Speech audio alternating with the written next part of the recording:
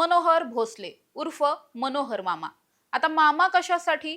तर हा स्वतःला संत बाळूमामांचा अवतार असल्याचं सांगतो, म्हणून स्वतःच्या नावापुढे त्यांच्या नावाप्रमाणेच मामा लावून घेतो आणि त्याचे भक्त सुद्धा त्याला संत बाळूमामांचा अवतारच मानतात।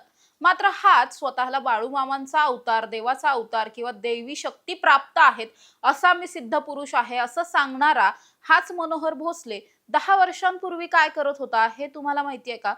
तर हाच मनोहर भोसले 10 वर्षांपूर्वी चक्क बोंबील विकायचा, तेही अगदी लहानशा गावात।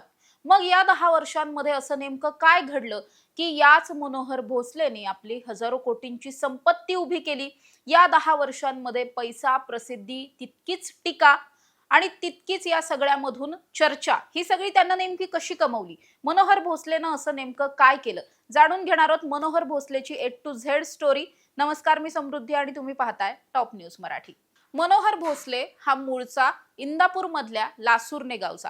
या गावात तो लहानपणापासून राहिलेला होता आणि लहानपणापासून तो असाच होता का? तर असं काही नाहीये। लहानपणापासून त्याला चक्क शिक्षक व्हायचं होतं आणि त्यामुळेच त्याने दोनदा D.Ed ची परीक्षा सुद्धा दिली, मात्र दोन्ही वेळेस तो परीक्षेत नापास झाला। त्यानंतर त्याला थोडंसं नैराश्य आलं। आता आपलं आयुष्य व्यतीत करण्यासाठी आपण काय करायचं, उदरनिर्वाह कसा करायचा, हा प्रश्न त्याला पडला।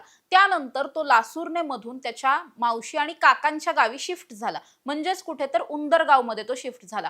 तिथे गेल्याच्या नंतर त्यानं सुरुवातीपासूनच कुणाचाही हात बघायचा, कुणालाही भविष्य सांगायचं, असेच काहीतरी तुक्के मारत राहायचं, अशा पद्धतीची कामं त्याने सुरू केलेली होती। आणि अनेकदा असं व्हायचं की त्यांनी सांगितलेल्या ज्या गोष्टी आहेत त्या खऱ्या व्हायच्या। मग सगळ्यांना वाटायचं की याला खरंच काहीतरी कळतं, कदाचित याला भविष्य कळत असेल किंवा याला भूतकाळ कळत असेल, असं अनेकांना वाटायचं। त्यामुळे लोकांचा हळूहळू त्याच्यावरती विश्वास बसायला लागला। मात्र तोपर्यंत सुद्धा तो काही असा महाराज किंवा बाबा वगैरे झालेला नव्हता। त्यानंतर त्यानं काय केलं की उदरनिर्वाह करण्यासाठी गावचा जो आठवडे बाजार असायचा, या बाजारामध्ये चक्क तो सुके बोंबील विकायला बसायचा। आणि हेच करता करता एके दिवशी तो अचानक याच उंदर गावातून गायब झाला। खूप दिवस तो गावामध्ये फिरकला नाही। तो कुठे आहे, कुणासोबत आहे, याविषयीची कुठलीही माहिती त्याच्या कुटुंबाला सुद्धा नव्हती, आजूबाजूच्या कुणालाच नव्हती। त्यानंतर अनेक दिवसांनी तो अचानक गावात प्रकट झाला। इथे आल्याच्या नंतर त्यानं असं सांगितलं की मी गायब झालेलो होतो आणि मला आता संत बाळूमामांनी माझ्या डोक्यावरती हात ठेवलेला आहे, ते मला प्रसन्न झालेत आणि मी त्यांचाच अवतार आहे, असं म्हणत त्यानं गावामध्ये परत एंट्री घेतलेली होती। असंच म्हणत त्यानं आणखी जास्त भक्तांचे हात बघायला सुरुवात केली, त्यांचं भविष्य सांगायला सुरुवात केली, काहींचे भूतकाळ सांगायला सुरुवात केली आणि या सगळ्यामधून हळूहळू हळू करत त्याने अनेक लोकांचा विश्वास संपादन केला। आता काहींकडून असंही सांगितलं जातं की हा जो काही मधला पिरियड तो गायब झालेला होता, तेव्हा तो चक्क बंगालला गेलेला होता आणि पश्चिम बंगालला जाऊन त्या ठिकाणी जे काही काळी जादू वगैरे शिकवली जाते असं अनेकदा म्हणतात तिकडच्या मंदिरांमध्ये वगैरे, तशाच पद्धतीनं तो सुद्धा तिथे जाऊन काळी जादू शिकून आल्याचं काही जण सांगतात। आता हे किती तथ्य वगैरे हे आतापर्यंत कुठे सिद्ध झालं नाहीये, मात्र अनेकांचं असं म्हणणं आहे। मात्र पुढे काय झालं? पुढे असं झालं की अनेकांचं भविष्य सांगत सांगत त्यानं हळूहळू करून पैसे कमवायला सुरुवात केली। याच सगळ्यामधून त्याचे काही मोठ्या लोकांशी कॉन्टॅक्ट सुद्धा व्हायला लागले। काही राजकीय नेते असतील, उद्योगपती असतील, सेलिब्रिटी असतील, या सगळ्यांच्या तो हळूहळू कॉन्टॅक्ट मध्ये यायला लागला। या सगळ्याचा फायदा असा झाला की त्याला 4 एकर जागा मिळाली आणि याच उंदरगावमध्ये 4 एकर जागेत त्याने स्वतःचा एक आश्रम किंवा मठ ज्याला म्हणतात तो सुरू केला। या मठात बसून मग तो भक्तांची भविष्य सांगू लागला। याच मठामध्ये बसून त्यानं करोडोंची संपत्ती सुद्धा गोळा केली असं म्हणावं लागेल, कारण याच मठामधून त्याची सुरुवात झालेली होती आणि खूप कमी दिवसांमध्ये तो संपूर्ण पुणे जिल्हा असेल, अहिल्यानगरचा काही भाग असेल, नाशिकचा काही भाग असेल, या सगळ्या जिल्ह्यांमध्ये सुद्धा त्याची ख्याती जी आहे ती पसरलेली होती। अनेक जणांकडून माउथ टू माउथ पब्लिसिटी त्याची होत होती, त्यामुळे त्याच्याकडे येणाऱ्या भक्तांची संख्या सुद्धा वाढत होती। नंतर असं झालं की 2021 मध्ये एक सिरियल आली होती जी संत बाळूमामांवरती आधारित होती। या सिरियलसाठी त्या सिरियलचे जे निर्माते, डायरेक्टर वगैरे बाकीचे जे लोक होते, सिरियल बनवणारे होते, त्यांनी काय केलं की त्यांनी या मनोहर भोसलेला कॉन्टॅक्ट केला, त्याला ते अप्रोच झाले आणि त्याला संत बाळूमामांची बरीचशी माहिती आहे असं म्हणत मग या मनोहर भोसलेकडून त्यांनी आणखी जास्त माहिती, सिरियल बनवण्यासाठी जे काही त्यांना एक्स्ट्रा इन्फॉर्मेशन लागत होती ती सगळी मनोहर भोसलेकडून घ्यायला सुरुवात केली। त्या दरम्यानच्या काळामध्ये तो प्रचंड व्हायरल झाला, चर्चेत आला, त्याची ख्याती आणखी जास्त सर्वदूर पसरली। याचाच त्यानं गैरफायदा घेतला। सगळ्यात पहिल्यांदा त्याने एक कांड केलं. काय केलं तर त्यानं एका महिलेला तुला सिरियलमध्ये काम मिळवून देतो असं सांगत एका महिलेची आर्थिक फसवणूक केली. त्याचबरोबर तिच्यावरती लैंगिक अत्याचार सुद्धा केले. त्यानंतर त्याच्यावरती या प्रकरणातला गुन्हा सुद्धा दाखल झाला. त्यानंतर त्याने काय केलं तर एका भक्ताला असं सांगितलं, एका भक्त आहे त्याचा ज्याला कॅन्सर झालेला होता. बारामतीचे गृहस्थ आहेत हे. त्यांना असं सांगितलं की तुझा कॅन्सर मी बरा करेन, तू माझ्याकडे ये. जेव्हा हा भक्त तिथे गेला त्यावेळेस त्याला असं सांगितलं की 2,51,000 रुपयांची वर्गणी किंवा देणगी व्हॉटएव्हर ज्याला आपण म्हणू शकतो ती द्यावी लागेल. त्याच्या माध्यमातून तुला आम्ही काही गोळ्या औषधं देऊ, त्यातून तुझा कॅन्सर बरा होईल.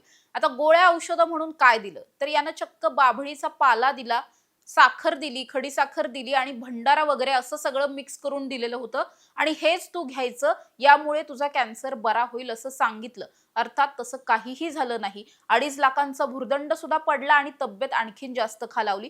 त्यामुळे त्याही प्रकरणात त्याच्यावरती गुन्हा दाखल झाला. असंच आणखी एका बरोबर झालं. आणखी एकाला मणक्याचे आजार होते आणि या आजारातून तुला बरं व्हायचं असेल तर तू माझ्या आश्रमात ये, भक्ती कर, पूजा अर्चा कर वगैरे वगैरे असं म्हणत त्याच्याकडून 50,000 घेतले. या 50,000नी काही झालं नाही. कुठल्याही पद्धतीनं या रुग्णाला आजारातून मुक्तता मिळालीच नाही. त्यामुळे त्याही प्रकरणातला गुन्हा दाखल झाला. असे 2-3 गुन्हे 2021 मध्येच या बाबाच्या विरोधात दाखल झाले. त्यानंतर तेव्हा सुद्धा पोलिसांनी तातडीनं या सगळ्यामध्ये त्याच्यावर कारवाई केली, त्याला ताब्यात घेतलं. तो जवळपास महिनाभर 7-8 दिवस तो पोलीस कोठडीत होता. त्यानंतर न्यायालयीन कोठडीमध्ये होता आणि जवळपास 4-4.5 महिने त्याने जेलमध्ये घालवलेले आहेत आणि जेलमधून परत आल्याच्या नंतर म्हणजे आता जो तो बाहेर आहे तो जामिनावरती बाहेर आहे आणि जामिनावर बाहेर असताना ऑलरेडी 3 गुन्हे दाखल असताना तरी सुद्धा त्याचं ही जी काही आपण म्हणू शकतो अंधविश्वास जो आहे भक्तांमध्ये पसरवत असलेला किंवा अंधश्रद्धा जी आहे किंवा त्यानं जे काही डोकं लावलेलं होतं, हा सगळा स्टार्टअप उभा केलेला होता, त्यामध्ये तो कुठेही कचरला नाही. उलट जेव्हा तो जेलमधून बाहेर आला त्यानंतर हे सगळं त्यानं आणखी मोठ्या स्केलवरती करायला सुरुवात केली. त्यानं काय केलं तर जेव्हा तो तिथून सुटून बाहेर आला त्यानंतर त्याला असं जाणवलं की ज्या उंदर गावामध्ये त्याचा हा मठ होता तिथून मोठ्या प्रमाणात त्याला विरोध व्हायला सुरुवात झालेली होती. ग्रामस्थ जे आहेत ते त्याला विरोध करत होते. ग्रामस्थांचे, सरपंचांचे वगैरे बऱ्याच प्रमाणात त्याचे खटके उडत होते. मग काय झालं की त्याने त्याचा तिथला मठच बंद केला आणि दुसऱ्या जागेमध्ये शिफ्ट व्हायचं ठरवलं. त्यानुसार त्यानं करमाळ्याच्या घोटी गावामध्ये तब्बल 27 एकर जागा घेतली. त्या जागेमध्ये अतिशय भव्य दिव्य असा आश्रम बांधला. 2-3 वर्ष गेले हा सगळा आश्रम बांधायला. मात्र अतिशय मोठा असा प्रशस्त आश्रम त्यानं बांधला आणि तिथे बसून त्यानं पुन्हा एकदा त्याचा हा दरबार सगळा भरवायला सुरुवात केली. आत्ताच्या घडीची परिस्थिती अशी आहे की या आश्रमामध्ये जाण्यासाठी सुद्धा एंट्रीसाठी सुद्धा 11,000ची पावती फाडावी लागते. त्याचबरोबर तुमचं जे काही शंका निरसन करायचं असेल त्यासाठी वेगवेगळे पैसे आकारले जातात आणि खूप मोठमोठ्या अमाउंट्स या सगळ्यामध्ये आकारल्या जातात.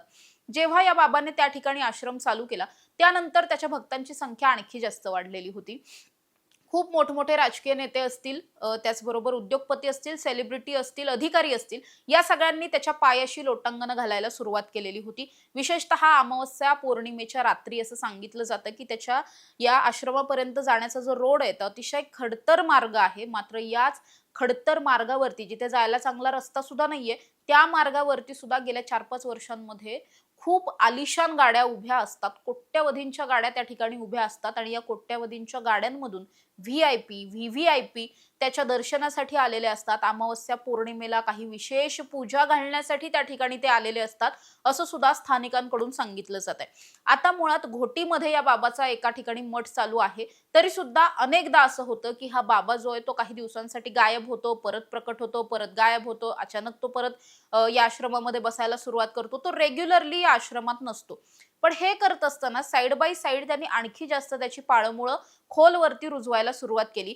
त्यानं काय केलंय तर त्यानं कर्नाटकाच्या भागात सुद्धा जवळपास मध्ये एक मठ चालू केल्याचं सांगितलं जात आहे. वरती तो मुंबईमध्ये सुद्धा त्याचा अशाच पद्धतीचा एक दरबार भरवायचा. हा दरबार चक्क एका आलिशान हॉटेलमध्ये भरवला जायचा. तिथे भक्तांकडून प्रत्येक भक्ताकडून 51,000ची पावती फाडली जायची आणि मग तो भक्तांच्या शंकांचं निरसन करायचा असंही सांगितलं जात आहे. याच बाबाचे अनेक मोठ्या नेत्यांबरोबरचे फोटोज, व्हिडिओज असं बरंच काही आता समोर येताना पाहायला मिळतंय. मात्र हे सगळं एका बाजूला त्याची जी काही प्रसिद्धी वाढत होती, पैसा वाढत होता, संपत्ती वाढत होती, हे सगळं पाहून जे मूळ संत बाळूमामा देवस्थान आहे त्यांना या गोष्टी पटल्या नाहीत, रुजल्या नाहीत. त्यामुळे आदमापूरमध्ये ज्या ठिकाणी हे देवस्थान आहे तिथल्या सगळ्याच ग्रामस्थांनी या बाबाचा निषेध केला, त्याच्यावरती मोठ्या प्रमाणात टीका केल्या.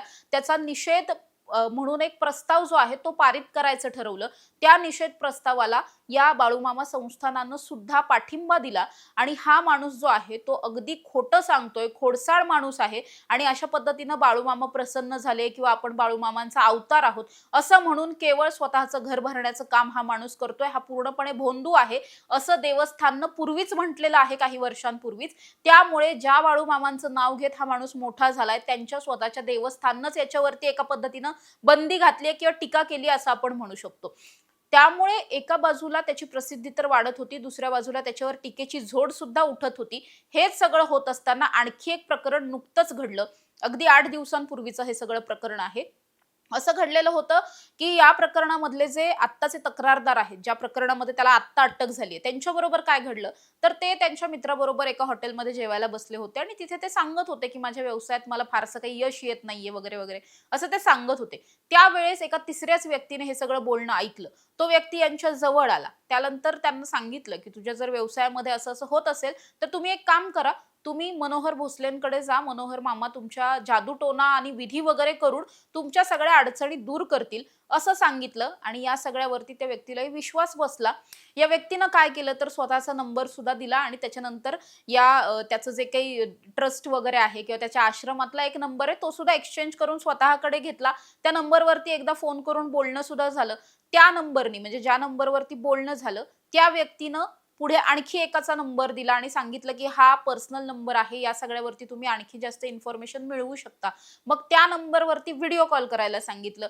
त्या एका दुसऱ्या नंबरवरती या तक्रारदारांनी व्हिडिओ कॉल केला. मग व्हिडिओ कॉलवर असं सांगितलं गेलं की तुम्हाला काहीतरी इतके इतके हजार रुपये द्यावे लागतील. 2-2.5 लाखांची काहीतरी अमाऊंट सांगितलेली होती आणि पहिल्यांदा 50,000 तुम्हाला ऍडव्हान्स द्यावे लागतील. तेव्हाच आम्ही तुमच्या वतीनं पूजा घालू मंदिरामध्ये असंही सांगितलं. मग हे 50,000 रुपये घेऊन त्याचा ज्या ठिकाणी आश्रम वगैरे आहे त्या भागामध्ये त्याला बोलवलं गेलं या तक्रारदारांना आणि तिथे गेल्याच्या नंतर एका तिसऱ्याच व्यक्तीने, म्हणजे ती व्यक्ती मनोहर भोसले सुद्धा नव्हती, कोण होती हे आतापर्यंत ठाऊक नाहीये. या तिसऱ्याच व्यक्तीने तिथे गेल्याच्या नंतर तक्रारदारांकडून हे 50,000 रुपये घेतले. तो व्यक्ती लगेचच तिथून गायब झाला. तक्रारदारांनी जेव्हा पूजेविषयी विचारायला सुरुवात केली त्या माणसाने फारशी काही चांगली उत्तरं दिली नाहीत. उडवाउडवीची उत्तरं देत तो तिथून निघून गेला. त्यानंतर अनेक दिवस या तक्रारदारांनी जे काही 2-3 नंबर त्यांच्याकडे आलेले होते त्याच्यावरती फोन करायचा प्रयत्न केला. आपल्या पैशांचं काय झालं, पूजेचं काय झालं, मात्र या सगळ्याची कुठलीही माहिती त्यांना मिळालीच नाही. कारण काय तर या सगळ्यांनी मिळून या तक्रारदारांबरोबर फ्रॉड केलेला होता. त्यामुळे या प्रकरणामध्ये करमाळा पोलीस ठाण्यामध्ये त्याच्या विरोधात गुन्हा दाखल करण्यात आला.